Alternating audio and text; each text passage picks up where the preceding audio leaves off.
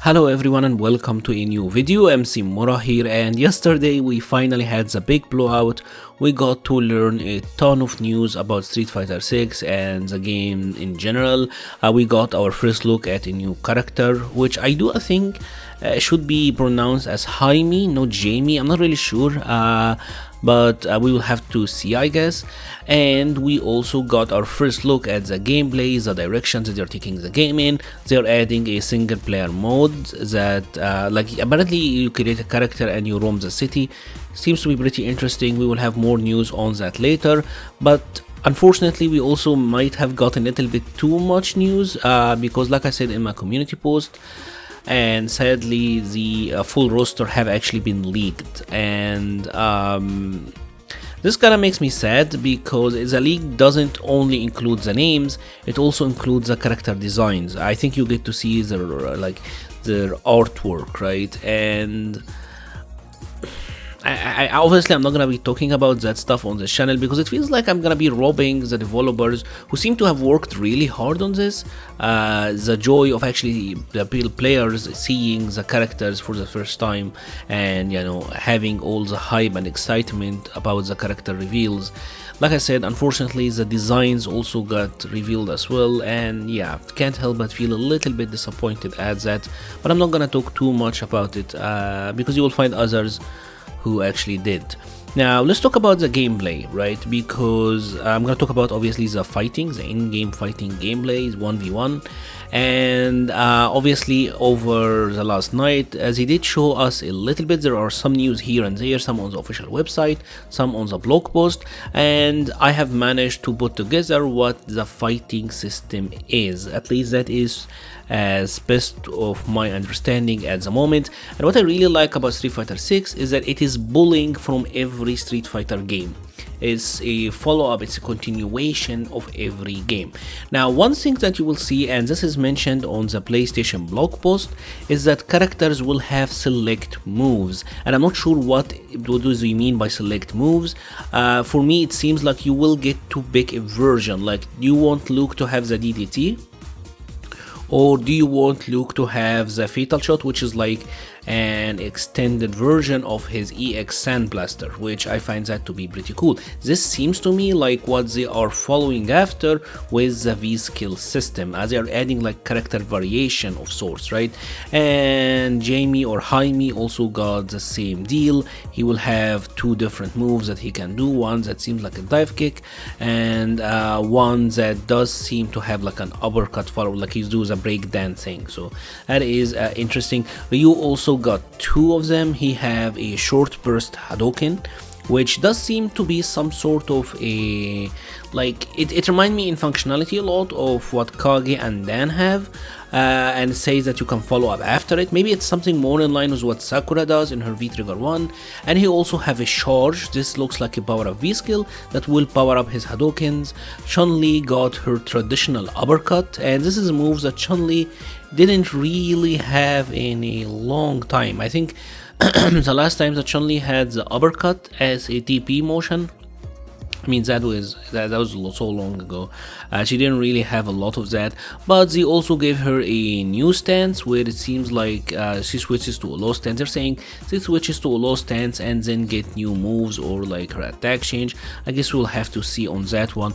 So that is interesting. Now let's take a look at another thing regarding the gameplay, and that is the HUD, right? Because we actually got to see a little bit of the HUD here, and I found it to be pretty interesting. I really like what they're going here. They're still retaining the red and blue things that they had in Street Fighter 5, which I find to be cool. The idea of the characters having different colors for their HUD. It seems like player 2 will have blue HUD, player 1 will have red HUD, including red and blue life bars and super bars.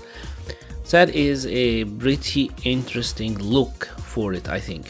But anyways, notice that they also have two different gauges. Also, you have the life bars obviously, but there is a gauge under the life bar which have 6 sections, and there is the super bar on the bottom. Now they have actually revealed what this is, and this is called the drive system. Pretty much what Capcom have done is that they have made it so that the drive system is a resource, right? This is a main mechanic, right? This is a resource, and you're gonna have to manage that resource, and that resource will actually give you a bunch of different abilities. So you have a meter that you have to manage. If you run out of it, it says that you will enter a burnout state and you will have disadvantages, but also it replenishes automatically. So this seems to be tied to a timer. At least that is what it seems like at the moment. So what abilities does this drive gauge give you? Now we have 6 blocks. Let's take a look at what each mechanic or each abilities that you can do with this drive gauge actually is. The first one they're calling drive impact, and drive impact is a focus attack, right? This is what I really like about Street Fighter 6, is that it seems to be pulling from all of the different Street Fighter games. So we had the choose your V skill ability, right, which is like select moves. Now we have the focus attack, right, and we saw this a lot during the trailer. It is what is doing the big ink splash effect, and as he said that if the opponent is having to block it even near the walls, you're gonna get wall splat, and you do get powerful follow-ups after it, and it seems to absorb more than one hit. At least that's what I'm getting from the trailer. Now the next thing is we got parries. They are pulling from Street Fighter 3. This is a Street Fighter 3 focus, right? And what they're doing with this is that you can parry an incoming attack, and if you happen to parry it, you do actually get to replenish your bar. So you're gonna have to have meter already to do it, but if you did, you get to replenish the bar back, which I find to be an interesting mechanic. Obviously we have no idea on the frame data on this or how good or bad it is, but it seems to be pretty good. Now another thing that you can do with the drive gauge is overdrive, and overdrive is pretty much a fancy name for EX moves. So characters got EX moves, and it is tied to this bar as well. An EX move will cost you 2 bars of V drive or drive gauge, right? The focus attack is 1 bar, parry is half a bar, and an EX move is 2 bars, right? So you're gonna have to manage your resource as well. Now they also have what is called drive rush, and drive rush is what we saw in the trailer when the characters will like glow green and then they will dash in. This seems to be a sort of a built-in or a baked-in FADC. It seems like you can cancel this from a parry and you can cancel it from a normal attack. The character will rush forward and close the distance to the opponent. It's like a powered up dash cancel, and this is very costly, saying that if you're canceling it from a normal attack, it costs 3 bars, so you're gonna have to be very careful of that. The final mechanic is a drive reversal, which is pretty much a V reversal or an alpha counter. And if you noticed, we said parry, that's from Street Fighter 3. We said focus attack, that is from Street Fighter 4, select moves or V skills, that is from Street Fighter 5, V reversal or alpha counters, that is from the alpha series, and obviously the new hook here seems to be the drive rush, or at least that is somewhat comparable to a focus attack, and I found all of that to be very interesting. Now one thing that they also showed is that there will be 2 different control types, and that is one thing that I see a lot of people kinda being worried about, because as they're doing the classic controls, which is the traditional 6-button fighters, you do inputs with command, half circle, quarter circle, DP motions, all of that, but they're also doing simple inputs, and a lot of people got riled up about this from what I've seen online. But if you take a look at the simple commands, they are very limiting. They are giving you light attack, medium attack, heavy attack, and pretty much a special move. So you're getting only one version of each special, and you're getting one strength of each normal, right? So you don't get light punch, heavy punch, light kick, heavy kick. You just get light, medium, heavy. So that is very limiting when you really think about it. And obviously you do only get one special version, like one version of the special, so you don't get to play the fireball game with the light and the heavy Hadouken, or maybe you don't get like the anti-air uppercut. So it's gonna be really limiting. It's obviously it's a feature that they're putting there for players who are still trying to play the game, at least try to pick it up and have some fun.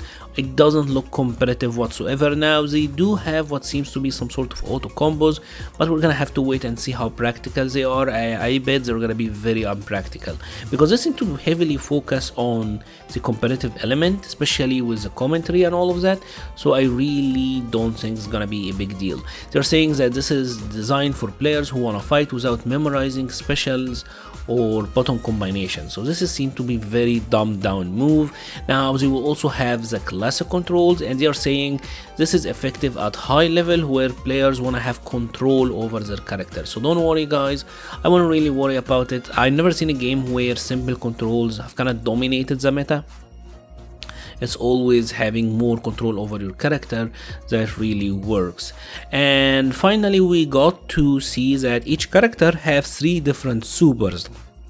And what I'm understanding here is that it is 3 different levels of super. It's not like one, like each one of them is, or like it's some sort.